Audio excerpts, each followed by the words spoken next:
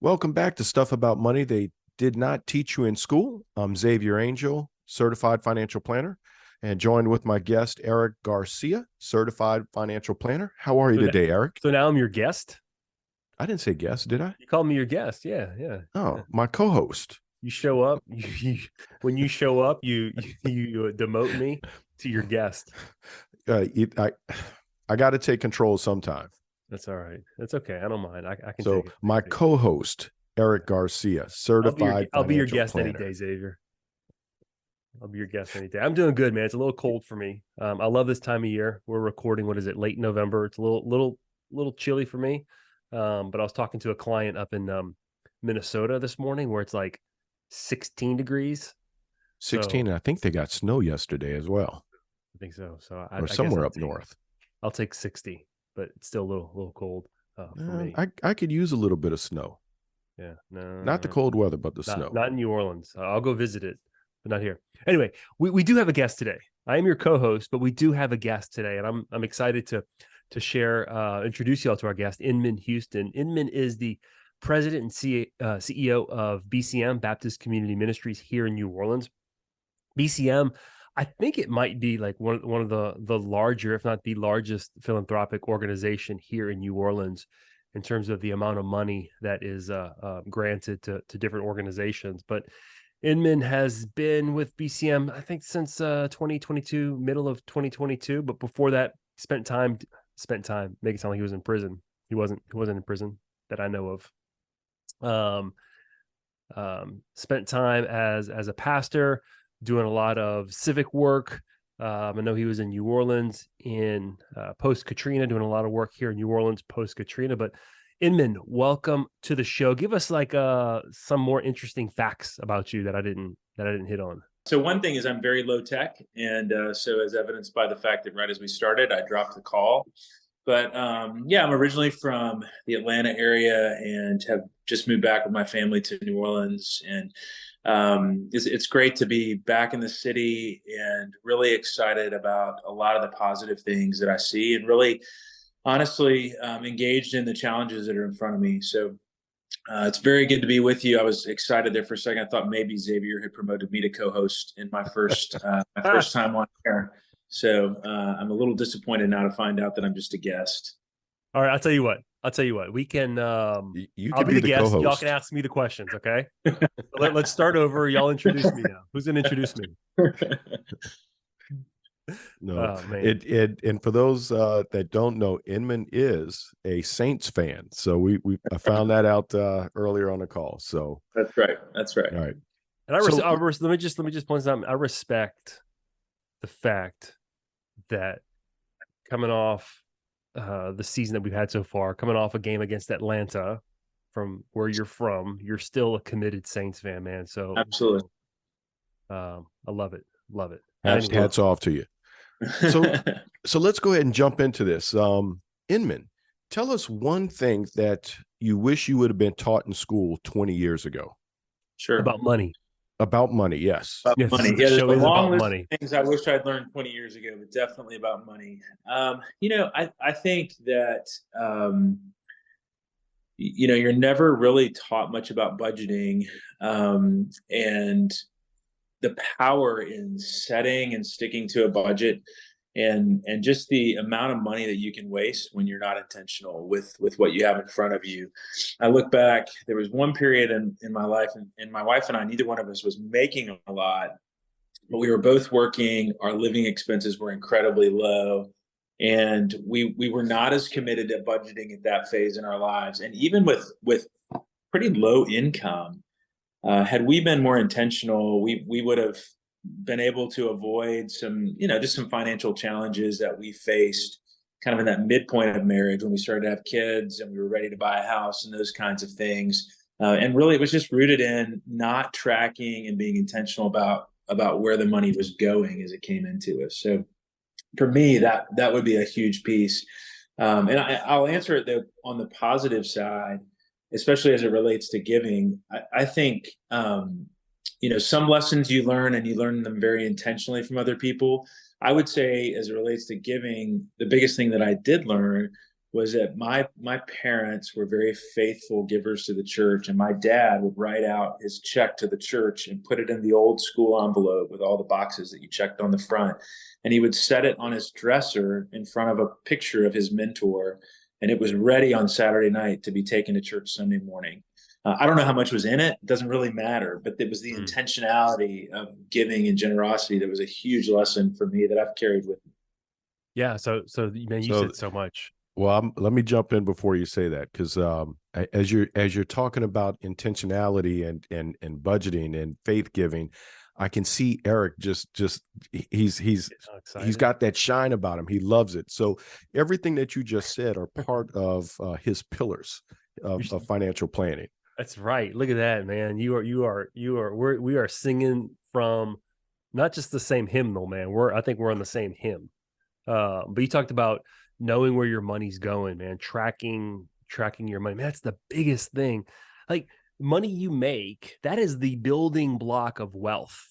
That's the building block of funding whatever you're passionate about. If it's giving, if it's travel, and if you don't track it and you lose track of it, you can't build wealth. So I love that idea of being intentional. In fact, tomorrow I'm doing a call with a bunch of employees for a client of mine, and we're actually talking specifically about budgeting. And you said a couple things about budgeting, and I want to kind of signpost them here for our listeners. Is most people have a really, really hard time budgeting in terms of like that spreadsheet budgeting, where I'm going to only spend $333.67 on groceries. But everybody needs to budget for awareness. People need to become aware of how they spend money so they can be intentional on spending money where they want. All right, I'm off my soapbox. This is not about me. I am not the guest. I'm going to remind myself I'm not the guest. I'm just the co-host. We're here to talk about you, Inman. We want to talk a little bit about Baptist Community Ministries, the work that y'all do. I want to start off by asking about BCM. BCM is a faith-based organization. Can you help us understand what that means? And does that only mean that you support faith-based nonprofits? And tell us a little bit about that. Yeah, no, great question. And even backing up a little bit, the name itself hints at a few things. First, the Baptist, that is a nod to our legacy and our history. So we are a private foundation created out of the sale of Southern Baptist Hospital in New Orleans. So in 1925-26, Southern Baptist in New Orleans, wanting to take the teachings of Jesus seriously and to see others in the city respond to the teachings of Jesus, believed that healthcare was a way to do that. So they opened a hospital, which ultimately became a large medical center at the corner of Napoleon and Claiborne Avenues. And in 1995 and 96, that hospital was sold to Tenet Health Systems. Out of that was a foundation with $156 million in assets immediately. So over the last 27 years, Corpus has grown to, depending on the day, about $350 million.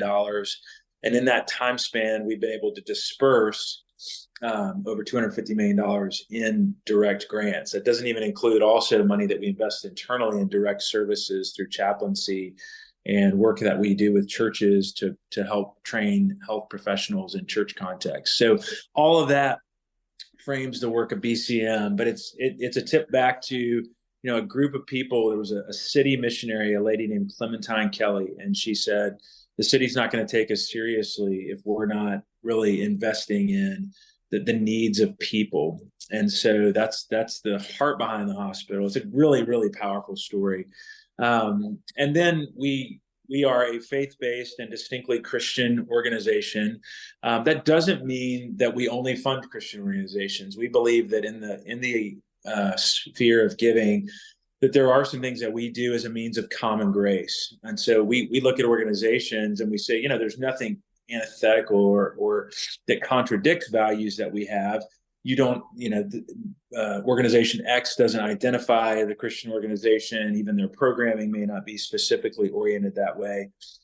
But our values are not opposed to one another. And there's great work that's being done that just honors what we would call the image of God that is within every person.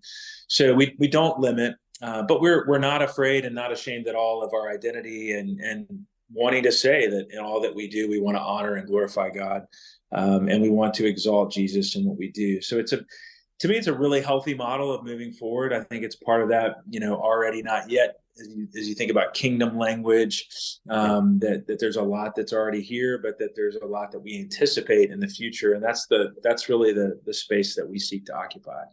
When you talk about Clement, what was her name? Clementine Kelly. Clementine Kelly.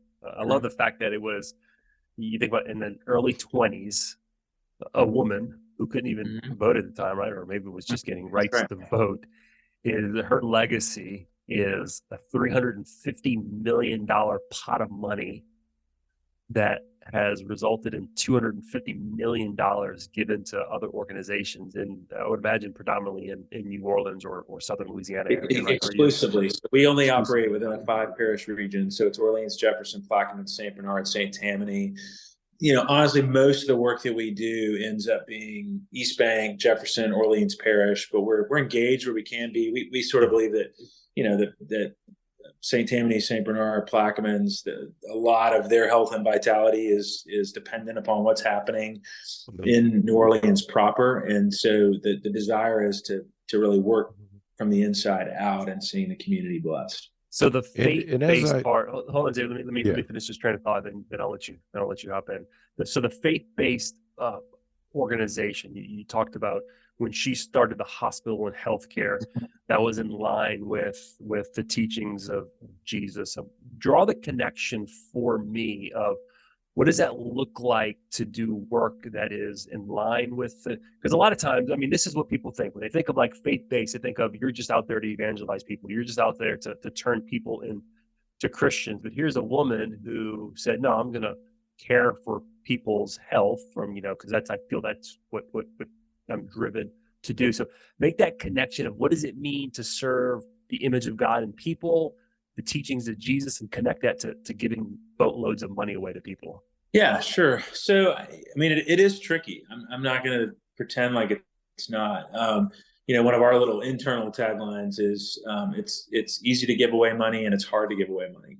And on the one hand, you think, oh wow, that must be so awesome and so wonderful, but a lot can go wrong. A lot can go wrong not only in the area of what you're trying to do, productivity, those types of things, vitality, impact, but also relationally, because that's one of our challenges within the Christian community. We'd love to fund Christian organizations, but it is a challenge that there also has to be a track record of success and impact and accountability and sustainability and all of those types of things. And so that can create some relational friction with folks that we might be really tight as it relates to values, but maybe aren't at a place yet where they're able to match up to our metrics and the things that we expect. So it can be a difficult thing to do. But I think for us, we're a little bit unusual as a foundation because we do have 2 areas of direct services in chaplaincy and what we call congregational wellness, which is a ministry that trains and equips nurses or lay health leaders within churches just to focus on physical health in congregations. So there are some ways in which, you would say we're more direct hands-on, but honestly, we are funding great organizations who are engaged in great causes. And so as much as possible where that can align really tightly with our values, that's wonderful. But, our desire is really, we're rooted in the image of God. What does everybody want? Well, you can kind of make a list of what most people say they want. They want safety in their streets, right? They want to go to bed at night. And yeah, they're going to lock their door because that's just what you do, but they don't want to be afraid in their neighborhood. They want good education. They want impact. For most, in our context, we want impactful churches. We want meaningful opportunity. We want accessible and affordable healthcare. I mean, those are just the basic things that people want.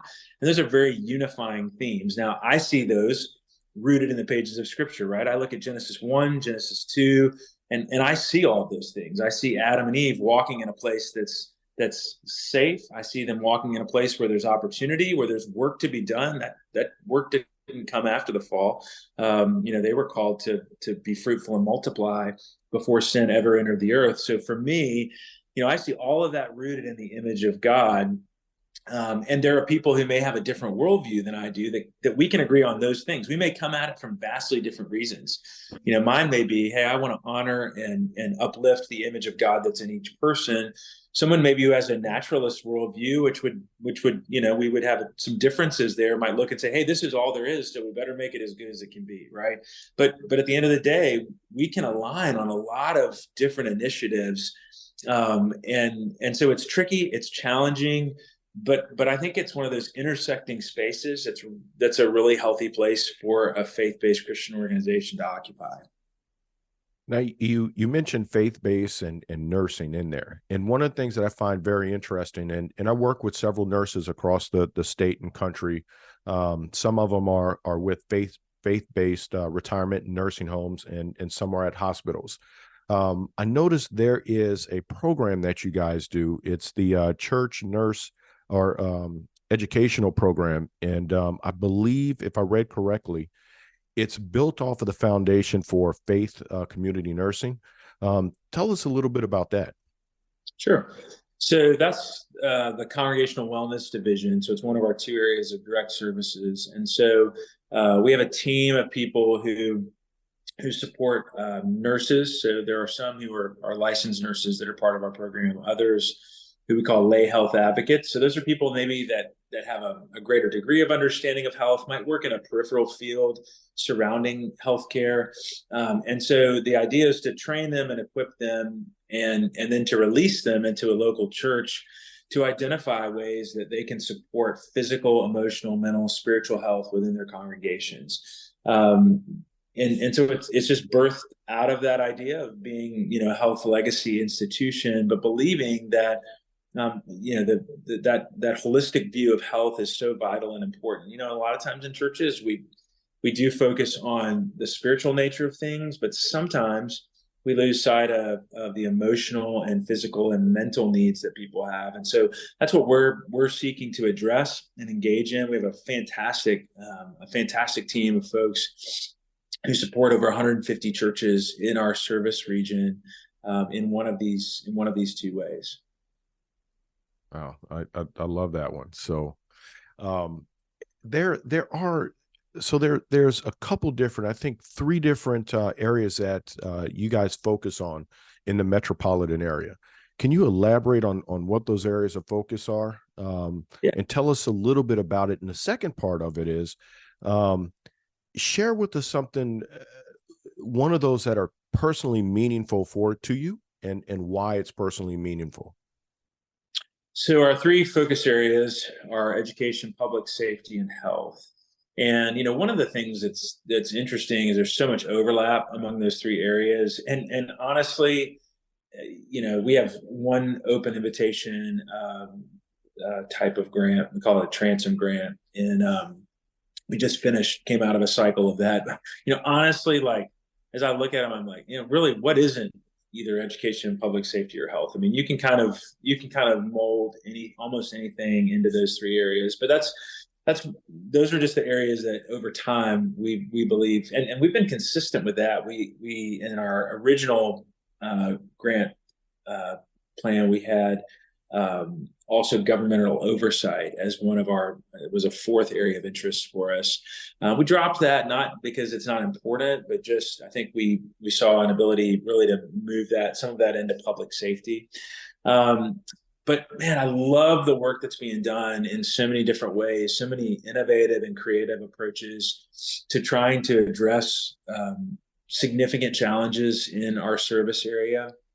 I think a lot of conversation right now is in the public safety sector.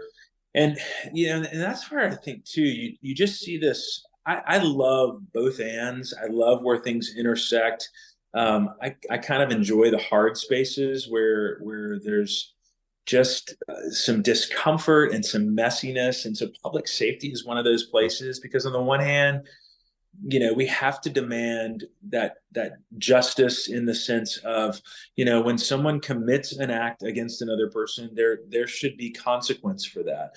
And so we understand and recognize that, but also, more proactive and preventative approaches in public safety, which I think is those kinds of things that look at, hey, public safety starts, from the womb forward, right? So it starts with a pregnant woman receiving good care for her child, and a child who's born into a healthy, nurturing environment, who's learning positive lessons, who's being taught, whether they're in a religious context or not, just taught to be a citizen who is thoughtful and concerned, learning things, being well educated, having great opportunities. All of that stuff factors in, entering into places where all of those things aren't in play, and finding preventative strategies to address challenges over school breaks and summers, making sure that children have sufficient nutrition. Public safety is something that, what we see when a young man or a young woman begins to act out and do things that become a harm to society. A lot of that is the fruit of many challenges over the course of a lifetime. It's their own woundedness, it's their own hurt, it's their own lack of opportunity. It's the presence of sin too. Okay. Many of those things that I just described, I was fortunate enough that I didn't need those things, but you know what? I still am tempted to take something that doesn't belong to me. I still am tempted, when I get frustrated or angry, to lash out at someone, to take revenge on someone. And so in the midst of all of that, yes, you've got this spiritual dynamic, but at the same time, I love the way that our conversation in New Orleans is really taking all of those aspects seriously, introducing the conversation of mental health into the equation, and trying to really take a step back and look and say, hey, am I dealing with an issue of violence? Am I dealing with an issue of a need for consequence, or am I dealing with someone who needs help and support, and it's more of a medical issue and medical intervention? So that's a place where we're really engaged right now, and it's one that's particularly interesting to me. Now, you talked about being out there and working with the mother when the child is in the womb and moving on. Are there opportunities for individuals to come in and work on mentoring, both in the church and outside of the church? Do you guys put that together to help?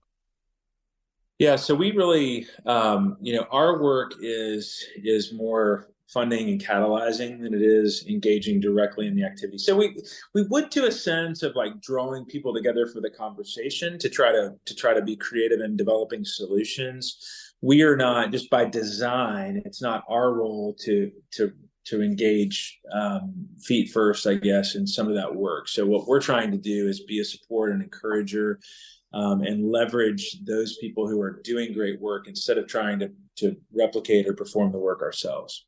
So, for example, just because it's top of mind, we just recently had a guest on the show, Alex Bigby, with Flight Education here in New Orleans. He was one of the organizations that, ironically enough, we're having this conversation, was awarded some grant money, and he does, to the best of my knowledge, he is not a faith-based organization. I don't know that he is or not. I don't know his faith background, but they do financial literacy in low to moderate income household families, and they support small business owners. And it just so happens to be in the city of New Orleans, the majority of their cohorts are African American women. But it's to the point that you said, is that if households are able to start businesses and have money and provide a better environment for their kids, well, that could reduce, better health, better education, reduce crime. Right. It's almost like what comes first, right? That's right. And it's a both and. I mean, you can't only focus on these preventative measures and then not address the realities of what's happening in society and culture. But at the same time, if we can take a step back and work into those spaces and be more preventative instead of always being reactive, I think there's great promise for that. Because, it's interesting because, both professionally and personally, I've worked with a lot of people who've just been through a lot. They've had a lot of challenges and disadvantages in their lives. And, there's this point where you're working with them and they're an innocent child who has been, whether it's victimization or just lack of opportunity or some combination of the two. And you look at them and your heart goes out to them. But at some point that child grows up to be a man or a woman. And at age 26, in spite of all these things that are still the same, all of those factors are still there. All of those challenges are still part of their history.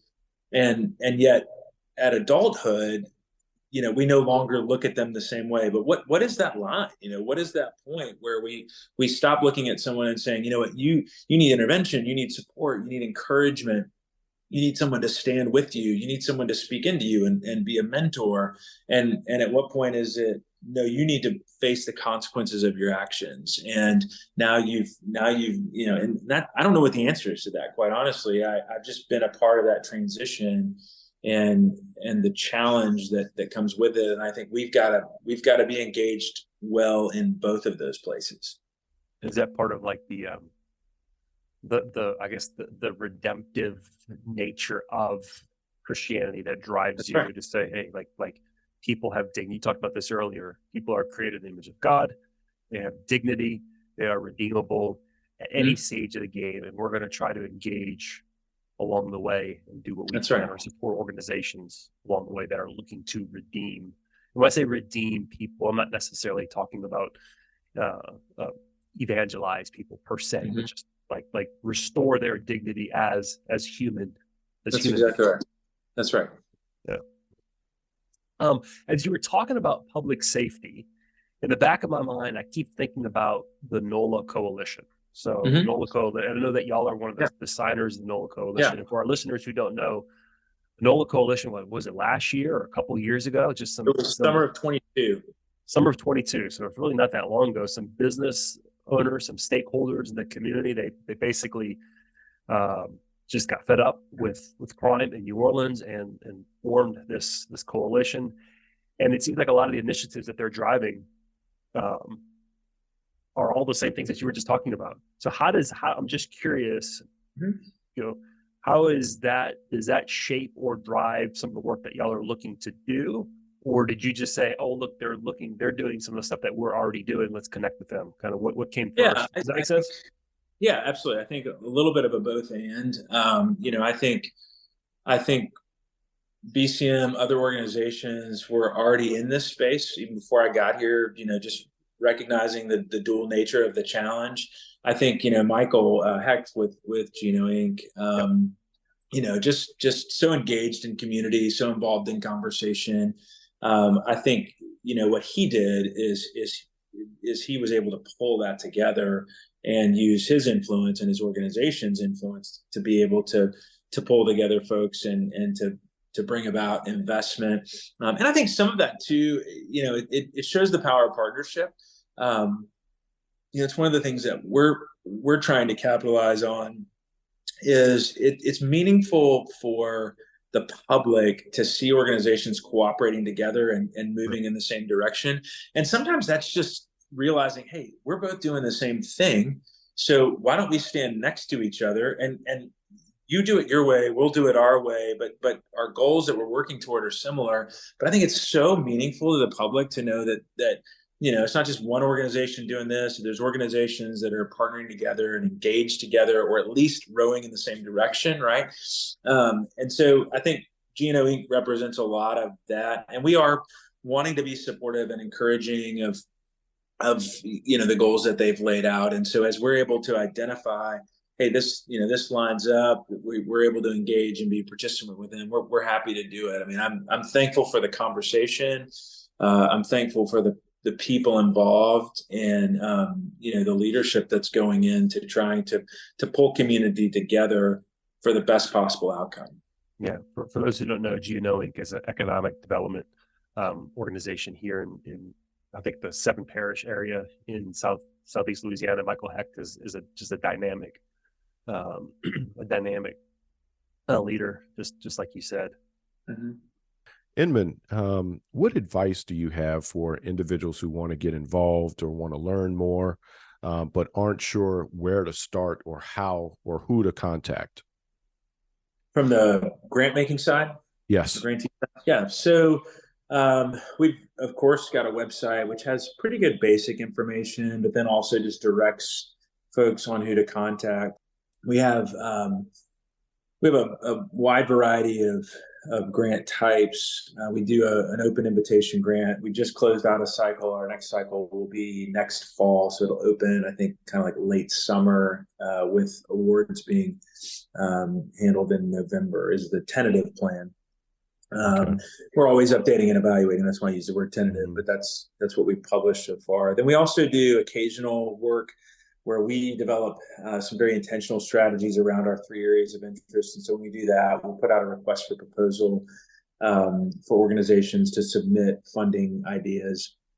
And so we just did one for public safety. We've got one undergoing now for education. We'll have another one coming out for health later this year or maybe early next year. So, a lot of it is just going on, familiarizing yourself. Again, we're constantly tweaking and working on, what it means to be the most effective funder that we can be. And we really, we take on a partnership mentality. One of the things that I love about BCM, and this much predates me, is really for the first few years, it was like BCM was completely underground. Some of that is you're trying to build up capacity, you're trying to learn, you don't want to get out too far over your skis. But then that became sort of this like quiet, very, very hidden investment model, right? And so right now what we're trying to do is practice organizational humility, but doing that in a context where we also leverage influence and capacity. And so that's an interesting space to be in, because we never want to be promoting ourselves. Like, our desire is to always shine the light on our partners and those people who are doing the work in the field. But at the same time, there is an opportunity that if you never put yourself out there, you lose some leveraging opportunities. And so that's the space we're trying to get into. But we just love people who are doing good work, doing it with a high level of integrity, and who have developed sustainable models. We're not completely risk averse either. So, there's got to be certain metrics that are important to us, but we're also, we've been a first funder. We've been out there historically on some things before others got into it. And so that's built into who we are as well. And from a giving standpoint, for any of our listeners that are interested in becoming a partner and donating or helping to raise money for the organization, where can they go to get started? Yeah, so that's a great question. So we are fully funded. So we do not seek support for ourselves. Now we will. So if you wanted to support BCM, go online, look at our list of grantees, find one that meets a point with your heart and your conviction, and give to them.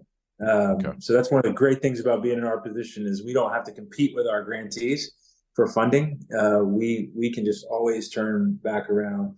We do have some people, we've got some things set up historically, some trusts that disperse out to us. So we receive some monies every year, but by and large, we just, the foundation has invested very well. We've been very well served by our financial advisors, and been able to be really generous while at the same time seeing the corpus grow at the exact rate that we've desired for it to grow. And so as a result of that, we can anyone who wants to give money, we'll invite them to do so and point them to one of our partners. You said something super important I absolutely love. So Xavier alluded to my pillars of building wealth earlier. My fifth pillar of building wealth is to give to others. So in a lot of my conversations with clients, it's to encourage them to give. And there's nothing magical about it. I don't think it's if you give, you're automatically going to grow financially. I don't think it works like that. But I think there's a mentality of people who give. More importantly, people who give to organizations that they're passionate about. You said go to our list of grantees, find something that aligns with your conviction, and give to it. Talk a little bit about how important it is to give to organizations that are in alignment with things that you're passionate about.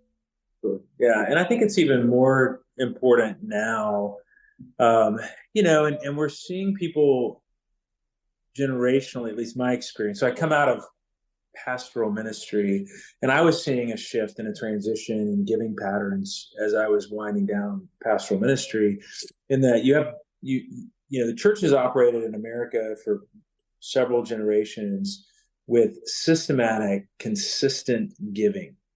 And so you just have people like my father, who got a box of envelopes at the beginning of every year. He kept that box every week. He pulled out one envelope. He wrote out a check. He stuck it in the envelope, and he put it in a plate the next morning. Well, not only like just mechanically has all of that changed, because we have the opportunity to give online. We can text give. There's multiple ways to do that. So not only has it changed kind of in the mechanical sense, but it's also, I think, changed in just the methodological sense, in that, my generation, certainly the generations, I'm kind of in the middle generation. So I'm still a pretty systematic giver, although that giving is less about an envelope and a check, and it's more about sitting down every year and setting up an auto pay through my bank account.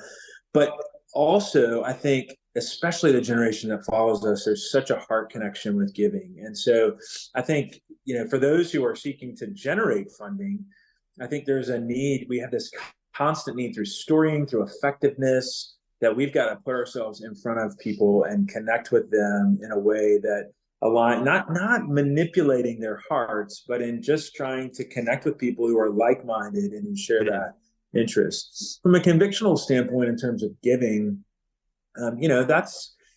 that's really what motivates us, is finding those things that just speak to what's significant to us. For me, that is, what organizations or sometimes individuals or small groups are line up with my own understanding of the scriptures, whether that's their mission, what they're seeking to do, or whether it's my own opportunity to give and to speak into a situation.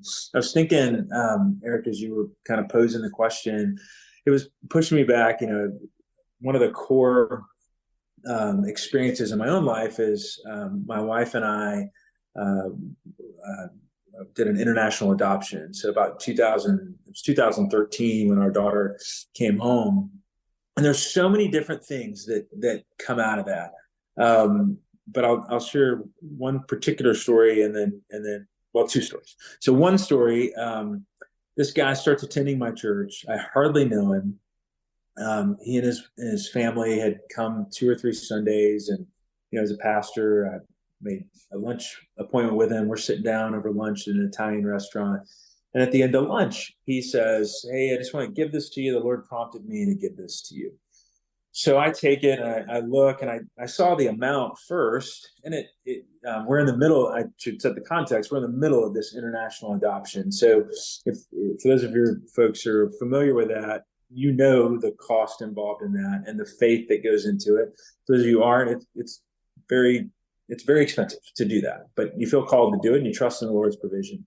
So he pushes it across. Well, I'm expecting that this check in the payee section is going to have the name of my church. And it took me a minute to realize that this was a pretty significant sum of money, and the check was made out to me. And I didn't even know this guy. Barely knew him. We became, relatively close over the course of the next years for a variety of reasons. But it was just the Lord had prompted him to do this, and he did it. And I'm just sitting there. He didn't know. I don't even think he knew we were adopting internationally. So it wasn't like, "Hey, I found out about this and given to you." It's just the Lord put this amount and this person on my heart, and so I'm following through with that. So as I trace that out, number one, it was hugely impactful in the moment. But we have to, this is one of my foundational convictions. Before you can be a good giver, you have to be willing to receive other people's generosity. Mm-hmm. And I think that's one of the things that is harder than anything. Can you say that again? So in my conviction, in my experience, in order to be a very, very generous giver, we have to be able to receive as well. Because just think about that for a second, right? And even in a small way. So my brother-in-law works for Waffle House. And I wanted to give a gift to somebody, and they sell like I don't even know if they sell it, but he can get waffle mix, right? Waffle House waffle mix. And so I just reached out to him. I was like, hey, I want to give a gift to somebody. Can I get a bag or two of waffle mix? He was like, sure. So I'm like, well, what do I owe you? He texts me back, 23 cents. I was like, well, that doesn't sound like the actual cost. He's like, you don't owe me anything. And so I'm telling my wife this, and she's like, well, just send him $50. And I was like, no, I don't want to send him $50 because if this was reversed and I wanted to give it to him as a gift, I would want him to receive it. And if he won't receive it and he Venmos me $50, then he's just robbed me of the joy of giving. And so I have to make sure that I'm willing to occasionally be the recipient of someone else's generosity, right? Before I can really, because again, somebody's got to receive, right? So be a good receiver. Be not an expectant one. Don't ever get into that. Not with your hands out pulling, but just on those occasions where the Lord wants to bless you through somebody else, be willing to receive that blessing.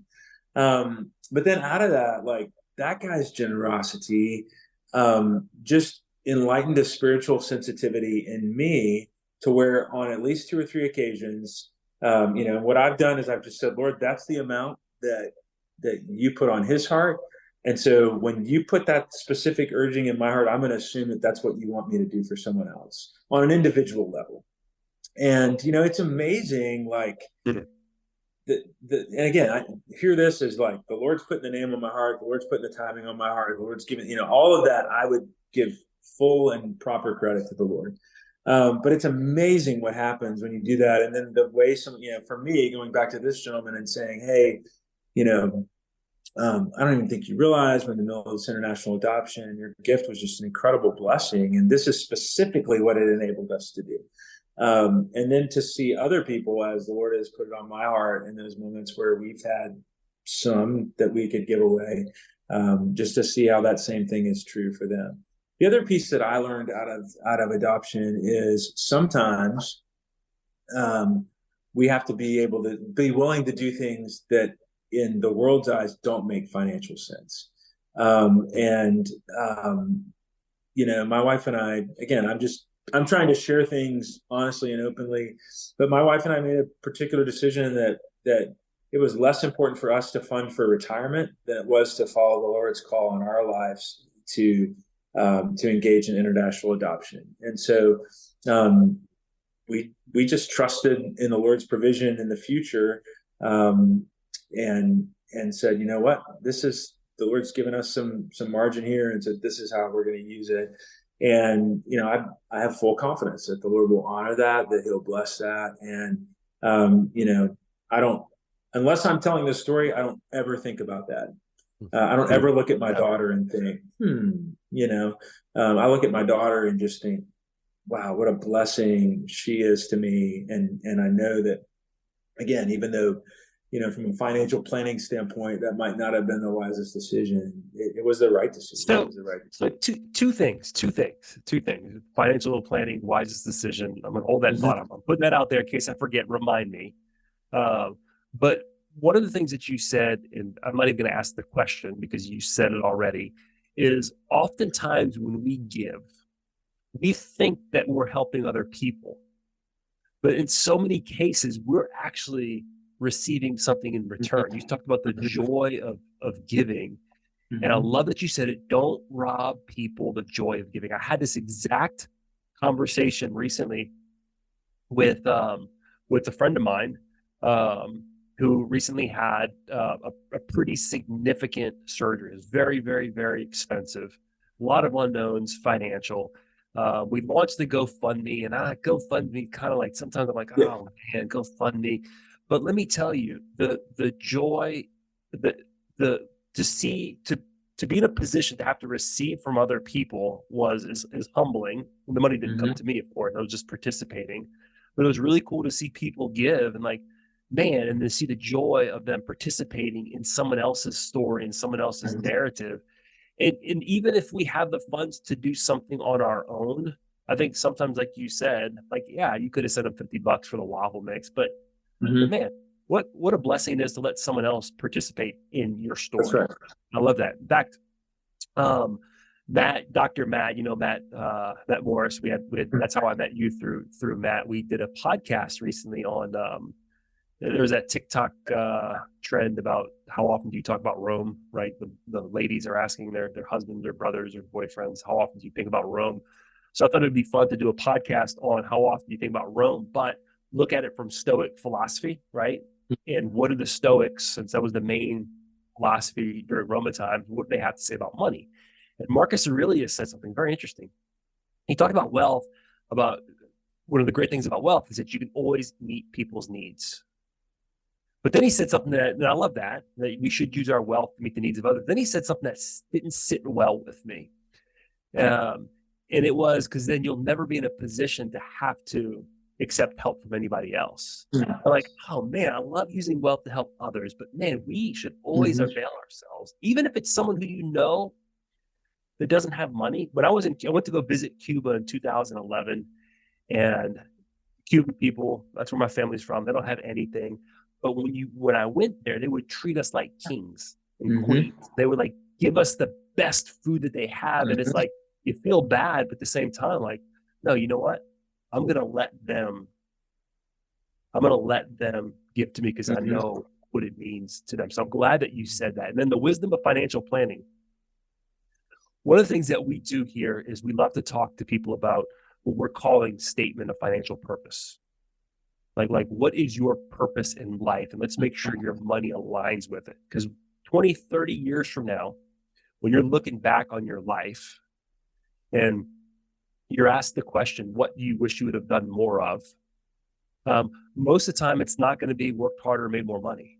It's going to be, man, maybe I wish we would have adopted more kids. I wish we would have supported these things more. So I love the fact when people make purposeful, intentional decisions that don't make financial sense, but align with their values. And that is, to me, that's what it's about at the end of the day. So man, thanks for that story. I appreciate that.